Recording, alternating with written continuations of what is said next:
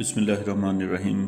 Dear viewers, आज का जो हमारा टॉपिक है वो है the acquisition of one limited company by another limited company. तो ये अमलगमेशन का केस है। इसके अंदर एक कंपनी दूसरी कंपनी को जो है ना वो एक्वायर कर रही है।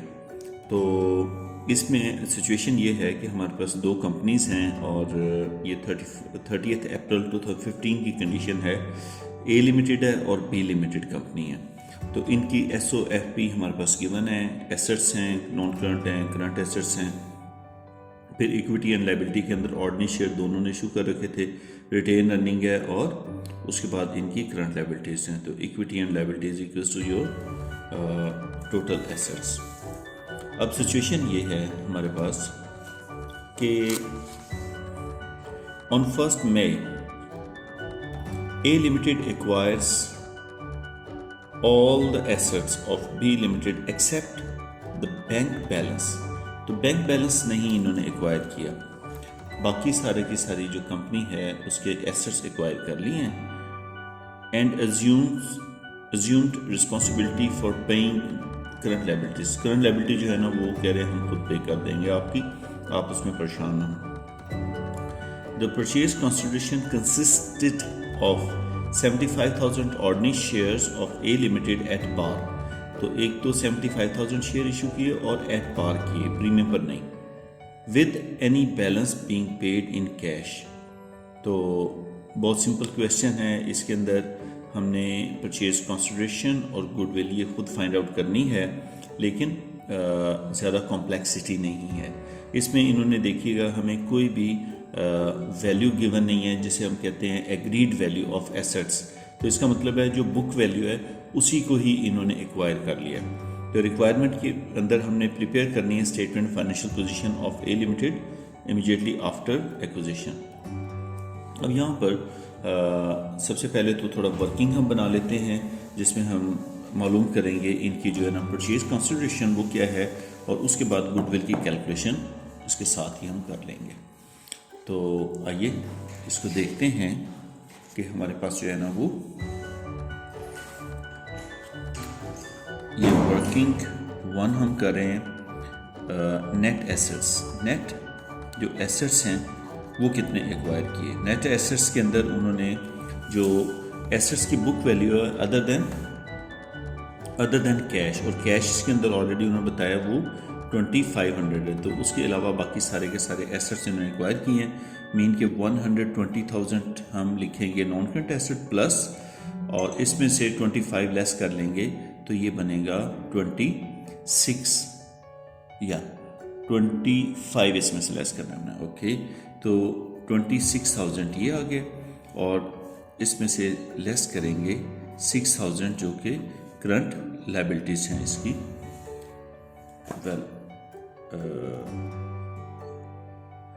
जी, तो यहाँ पर जो है ना वो इन्होंने ट्रेड पेबल जो लिए हुए हैं वो है हमारे पास 18,000 नॉट 6,000 है। तो 18,000 जो है ना वो इन्होंने एक्वायर कर लिया। ठीक है, इसको मैं यहाँ से काटता हूँ और 18,000 इधर लेस कर देता हूँ। तो इसको 18,000 यहाँ से हमने लेस कर लेना। तो फिर देखते हैं कि इसके नेट एसेट्स जो है ना टोटल वो कितने इन्होंने एक्वायर किए। टोटल इसका आ गया 128,000 नेट एसेट्स। और नेट एसेट्स की जो है वो उन्होंने पेमेंट जो है ना परचेज कंसिडरेशन जो थी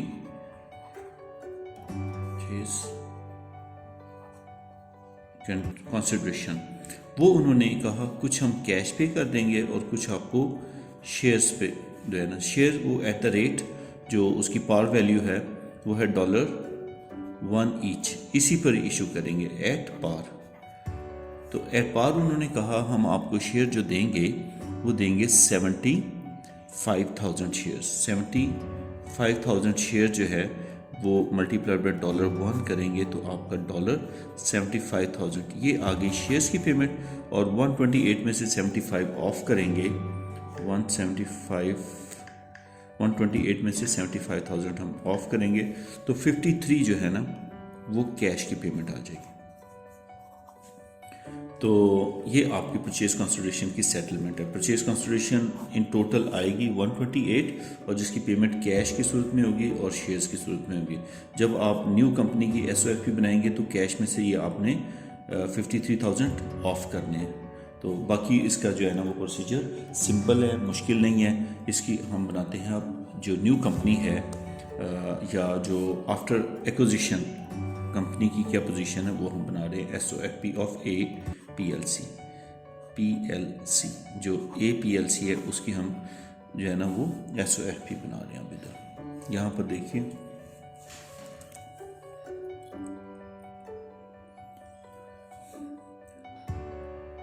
एसेट्स आ गए। सबसे पहले एसेट्स में नॉन करंट एसेट्स, यहाँ पे क्योंकि जो उसकी नेट वैल्यू है एसेट्स की वही हमने एक्वायर की है, परचेज कंसिडरेशन उससे ज़्यादा नहीं है, लिहाजा गुडविल का तो कोई केस नहीं आता। सिर्फ और सिर्फ सिंपल जो है ना वो हमने नॉन करंट एसेट्स के अंदर जो acquired value of non current asset है वो हमने ऐड कर लेनी है। तो प्रीवियसली इट वाज 565,000 और जो नई एक्विजिशन है उसकी वही बुक वैल्यू आपने 120,000 इसमें ऐड कर लेनी है। तो ये आपका टोटल जो है वो बन जाएगा 685,000। तो ये आपके आगे राइट। तो ये आपने वर्किंग में किया हुआ है, ये आपने फाइनल अमाउंट के अंदर लिखना है। इसी तरह करंट एसेट्स जब आप करेंगे तो करंट एसेट्स जो हैं वो आपके 84,000 के ऑलरेडी थे, इसमें प्लस जो आपने एक्वायर किए करंट एसेट्स वो आपने किए $26,000 के एक्वायर किए करंट एसेट्स और फिर आपने लेस किया 53,000 जो कि कैश आपने पे कर दिया। तो इसको ऑफ करने के बाद आप देखें आपके पास अमाउंट 57,000 जो है ना वो रह गई। तो इसको आप अब टोटल कर लीजिए और टोटल आपका आ गया 742,000। ये आपके टोटल एसेट्स आ गए। Total assets. अब आप इक्विटी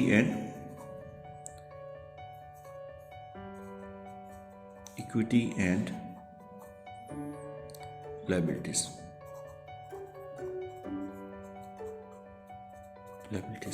उसमें इक्विटी करते हैं। इक्विटी में आपके ordinary share capital at the rate $1। अब इसमें आप देखिए कि ऑलरेडी आपके पास जो शेयर इशूड थे वो थे 400,000। अब 75,000 और इसमें ऐड करेंगे तो 475,000 आपका टोटल जो है वो शेयर कैपिटल आ जाएगा $475,000। और प्रीमियम आपका ऑलरेडी यहाँ पर कोई नहीं था, यहाँ पे रिटेन अर्निंग्स। तो यहाँ पे आपने जो रिटेन अर्निंग है वो सिर्फ और सिर्फ आपकी जो एक्वायरिंग कंपनी है जिसने एक्वायर किया है सिर्फ उसका आएगा। इसकी रिटेन अर्निंग नहीं लेनी हमने, ना ही इसका शेयर कैपिटल ना ही इसकी रिटेन अर्निंग, यानी कि इक्विटी सेक्शन में से इसका जो है ना हमने कुछ भी नहीं यहाँ पर लिखना। तो ये आपने ख्याल रखना है। तो ये 189,000 एज इट इज़ आ जाएगा। ये आपकी इक्विटी का टोटल आ गया। इसको ऐड कर लेते हैं। ये 664,000 ये इक्विटी का टोटल आ गया। अब आप इसमें जो नॉन करंट लायबिलिटीज़ हैं और करंट लायबिलिटीज़ हैं वो लिख लेंगे क्योंकि हमारे पास नॉन करंट है नहीं। तो करंट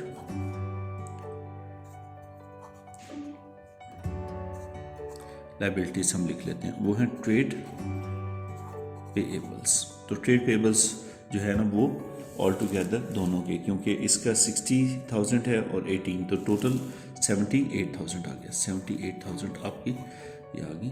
तो इनको ऐड अप करें आप तो ये आपका टोटल आ जाएगा 47।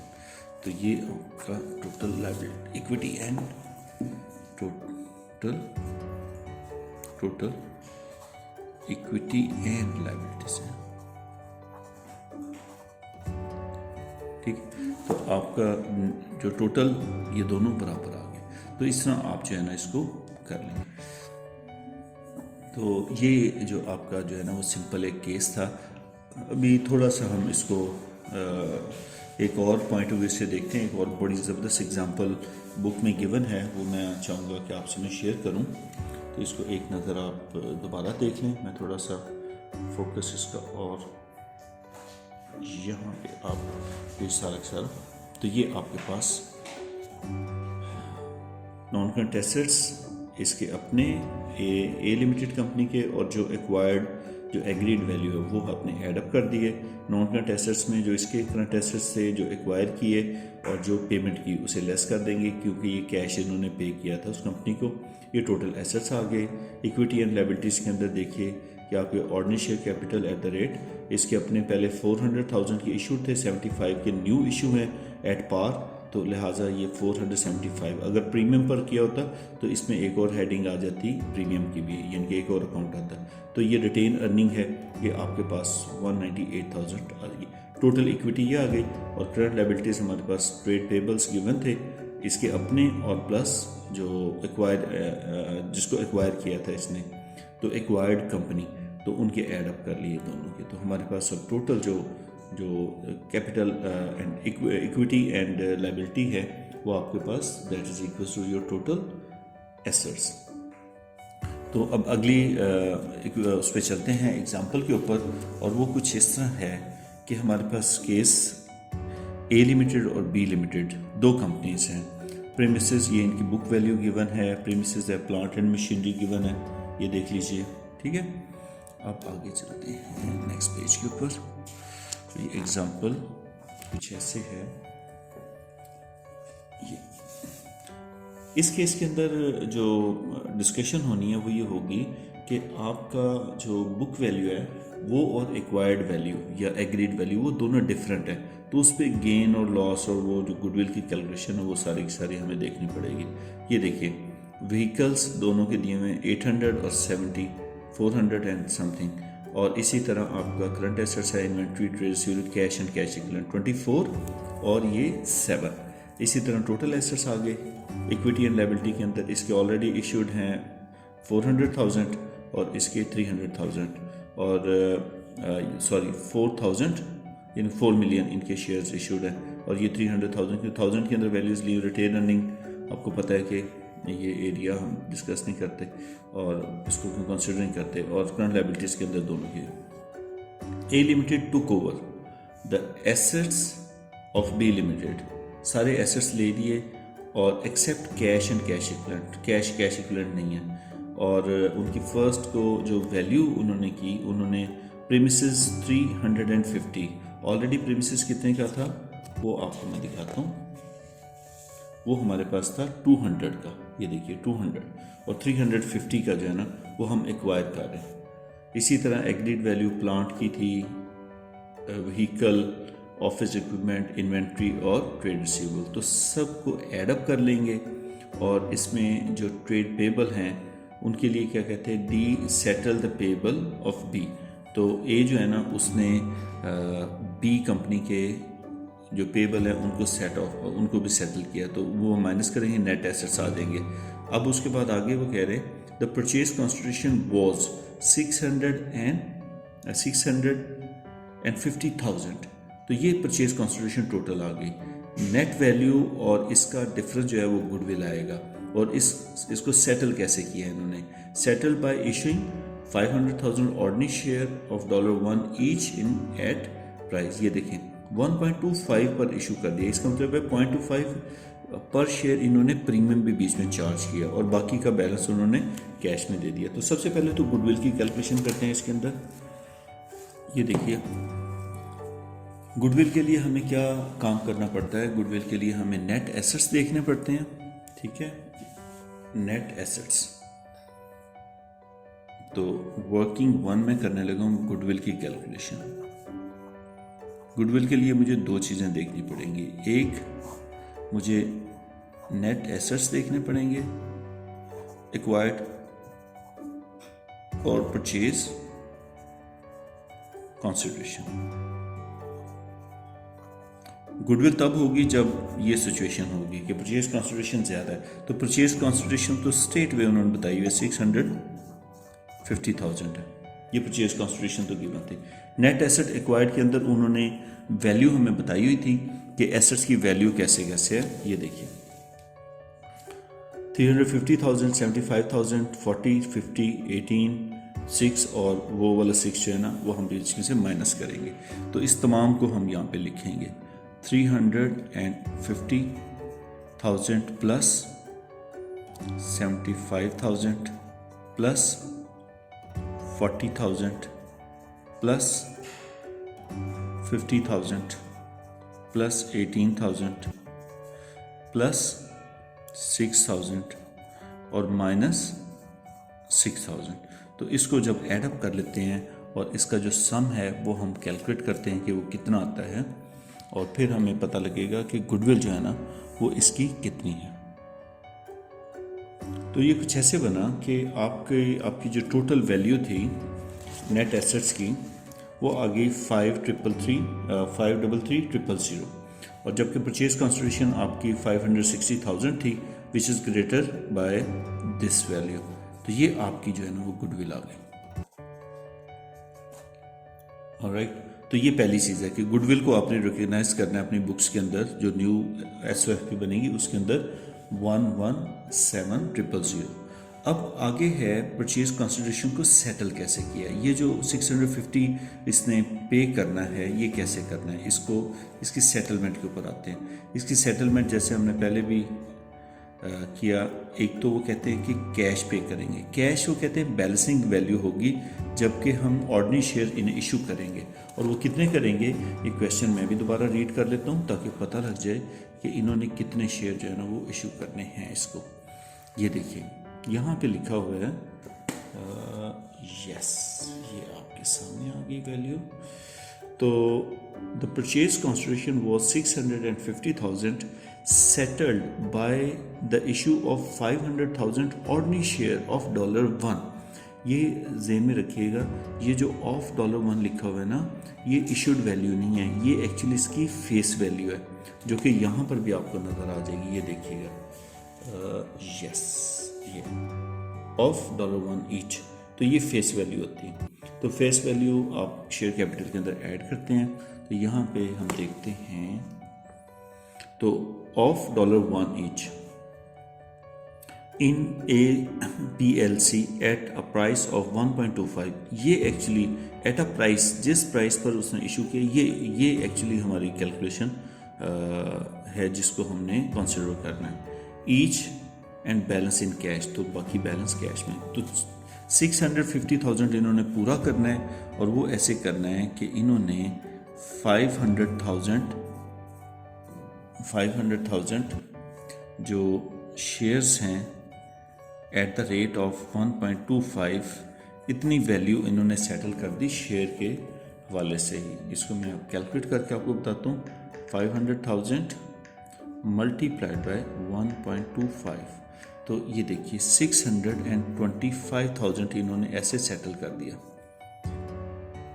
एक जीरो ज़्यादा डाल गया, बंद ख़त्म कर देते हैं। तो ये आपकी जो है ना वो इतने डॉलर के शेयर जाएंगे और 650 में से ये 625 उधर चला गया तो कैश में $25,000 आ गया। तो कैश भी हमारा निकल आया कि कितना इन्होंने पे करना है। और ये अब इसमें अगली चीज़ ये है कि इसकी जो है ना वो पार वैल्यू क्या है और प्रीमियम कितना है। तो पार वैल्यू आपको पता है कि $1 है इसमें, और ये 500,000 आपका ऐड हो जाएगा ऑर्डिनरी शेयर कैपिटल में, और बाकी जो रिमेनिंग अमाउंट है 125,000 ये आपकी शेयर प्रीमियम के अंदर चली जाएगी। तो ये वर्किंग आपने सारी कर ली। अब जस्ट हमने क्या करना है कि जो एग्रीड वैल्यू है, जो एसेट हमने लिए हैं वो, और जो ऑलरेडी आपके पास जो बुक वैल्यू थी आपके अपने शेयर्स की, आपके अपने से मुराद है जो आप एक्वायरिंग कंपनी है ए लिमिटेड, तो ए लिमिटेड क्या करेगी उसको सम अप करके लिख लेगी बस। तो अब हम बनाते हैं आपकी जो स्टेटमेंट ऑफ फाइनेंशियल पोजीशन है ए लिमिटेड के लिए। तो देखिए यहाँ पर हम इसे सेटल कर लेते हैं रजिस्टर को, फिर हम स्टेटमेंट ऑफ फाइनेंशियल पोजीशन, ये APLC, ये आफ्टर जो अमलगमेशन है, ठीक है, आफ्टर अमलगमेशन वो हम जो है ना इसको लिख रहे हैं। इसमें सबसे पहले आप एसेट्स पे आएंगे,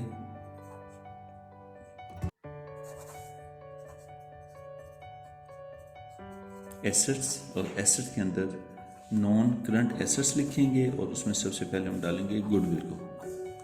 गुडविल आपने ऑलरेडी कैलकुलेट किया, वो वर्किंग हमने वर्किंग 1 के अंदर किया था, वो 117,000 था। ठीक है, यहाँ पे थाउजेंड्स हम यहाँ पे ले लेते हैं। उसके बाद आपने प्रेमिसेस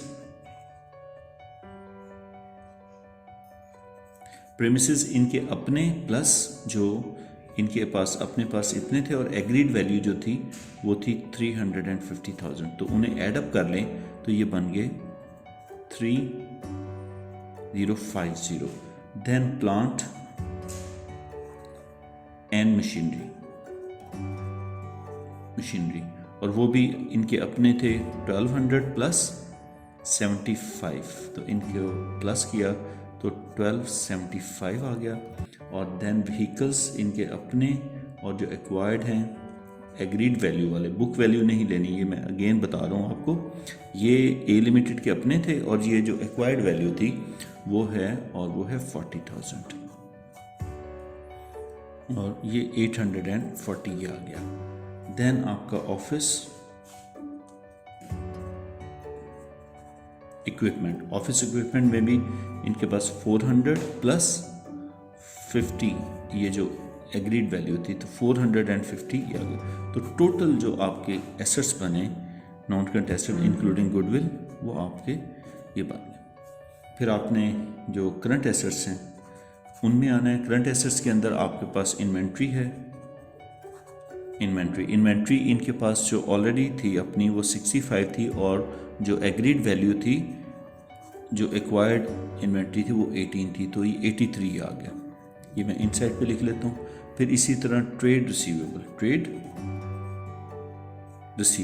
रिसीवेबल जो इनके पास ऑलरेडी थे वो थे 17,000 के, प्लस जो एक्वायर्ड था वो आपने 6,000 का किया था, टोटल ये आ गया आपका 23।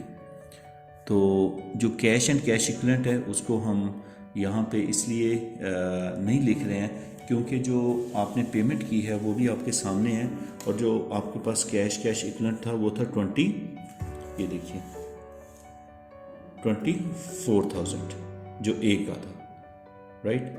और उसमें से फिर जो आपने पेमेंट की कैश के अंदर जो पेमेंट की वो इन्होंने कहा था कि रिमेनिंग अमाउंट हम पे कर देंगे, तो वो तो 25,000 आपने यहाँ पर ये कैलकुलेशन की थी। मैं आपको दिखाता हूँ, ये देखिए ये 25,000 आपने कहा था कैश पेमेंट होगी, तो 24 में से ये लेस कर देंगे तो आपके पास कैश है ना वो माइनस हो जाएगा, अलॉन्ग विद दिस कि उन्होंने जो पेबल हैं वो भी बीच में से माइनस करने हैं, तो वो कैश का जो है ना वो एडवर्स बैलेंस चला जाएगा, ओवरड्राफ्ट में आ जाएगा, लिहाजा वो यहाँ पर मेंशन नहीं होगा। तो ये आपके टोटल जो रिसीवेबल्स हैं वो आगे जो करंट एसेट्स हैं तो इनका टोटल हमने यहाँ पर कर लिया। तो टोटल एसेट्स आपके इस वक्त दिख रहे हैं 5838, ठीक है। ये कैलकुलेट मैं वो देख रहा हूँ तो इसलिए कैलकुलेटर नहीं यूज़ कर रहा, अदरवाइज़ आपने बड़ी एहतियात से करना है।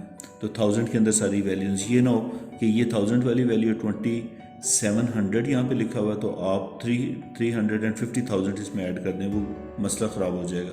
तो सारी वैल्यूज़ को 1000 के अंदर हमने लिए, तो टोटल एसेट्स आ गए, ठीक है। अब आप आ जाएं इक्विटी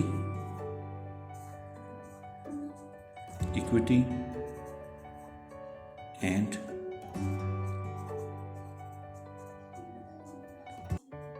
लायबिलिटीज की तरफ, और इसमें इक्विटी आते हैं। इक्विटी में ordinary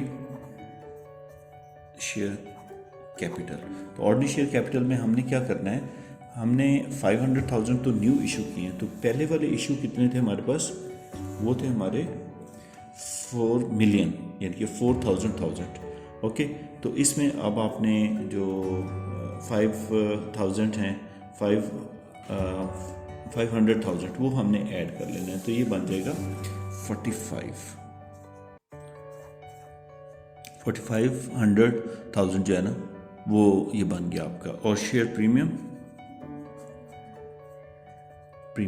share premium already exist नहीं कर रहा था, तो जो अभी का शेयर प्रीमियम है वो 125 आपने किया था, वो आपने, और फिर अदर रिजर्व्स हैं या retain earning, retain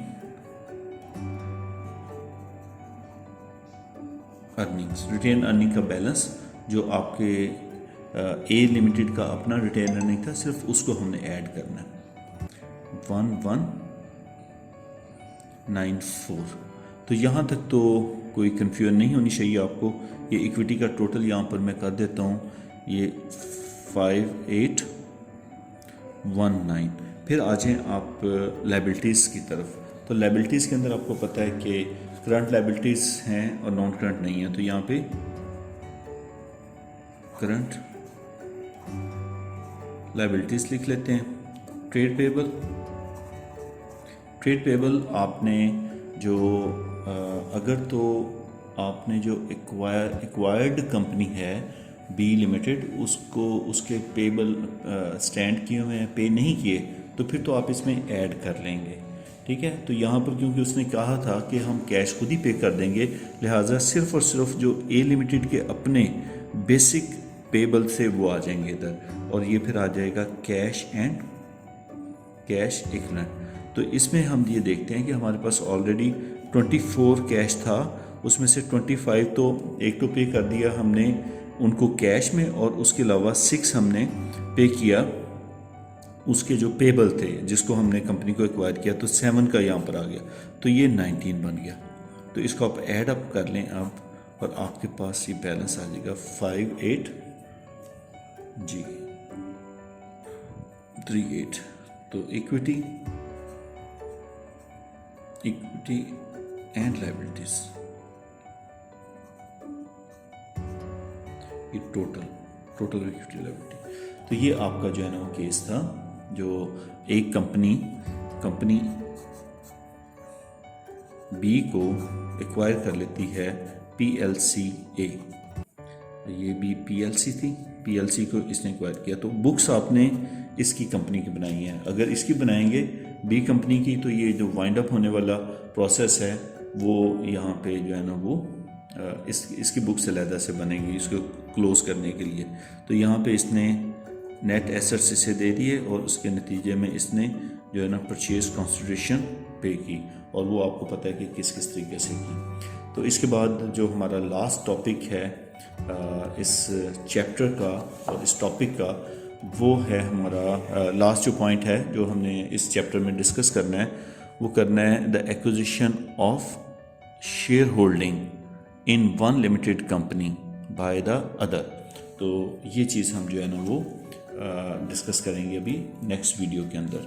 so stay tuned और वो टॉपिक देख लें। फिर आपका ए लेवल का जो ये अमल जो है ना purchase and acquisition, purchase and merger जो है, ये टॉपिक आपका जो चैप्टर आपका ये जो है कॉन्सेप्ट है, इंशाल्लाह ताला ये कंप्लीट हो जाएगा। उसके बाद कोई एक क्वेश्चन देख लेंगे कैम्ब्रिज में से, कैम्ब्रिज का जो ऑलरेडी क्वेश्चन आए हैं, तो इंशाल्लाह आपका ये टॉपिक जो है ना वो फुल फ्लैज हो जाएगा। बाकी वीडियो ज़रूर देखिएगा, क्योंकि वो वीडियोज़ भी इसके साथ लिंक करती हैं, उनको आप देखेंगे तो इंशाल्लाह आपकी ग्रिप जो है ना इस टॉपिक के ऊपर बहुत मजबूत हो जाएगी। तो अगर कोई क्वेश्चन हो तो please do ask in the comment section, और अपना बहुत ज़्यादा ख्याल रखिएगा। अल्लाह ताला आपको सेहत तंदुरुस्ती दे और बहुत अच्छे ग्रेड्स आपके आएँ। अल्लाह हाफ़िज़।